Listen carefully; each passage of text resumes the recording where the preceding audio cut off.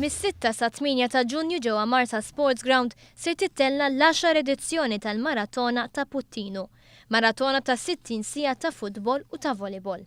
Dan ser isir bis-sem ta' madwar 800 tim tal-futbol u 120 tim tal-volleyball. Il-kikoff tal-maratona ser isir mill-President Mary Louise Colero Preka u tifel li attendi Rainbow World.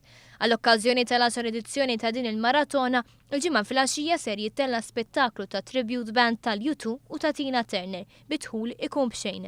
It-tabib Viktor Kalvani appella biex in-nies ikunu ġenerużi daqskemm kienu f'dawn l-aħħar 9 snin, għaliex permezz tal-ġenerożità tal-poplu Malti u Awċi, Puttinu se jħallas is-self fuq 12 l-appartament li nbnew f'Sattin fi 3 snin.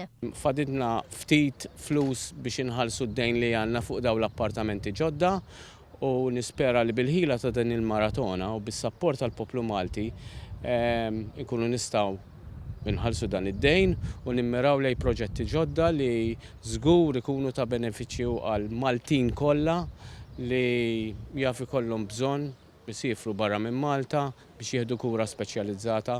Għat-tnedija uffiċjali ta' din il-maratona, segretarju parlamentari għall-isport Chris Saġus sa li għandna ninaqdu bħala poplu u nagħtu l-aqwa promozzjoni għal dan il-ġest nobli.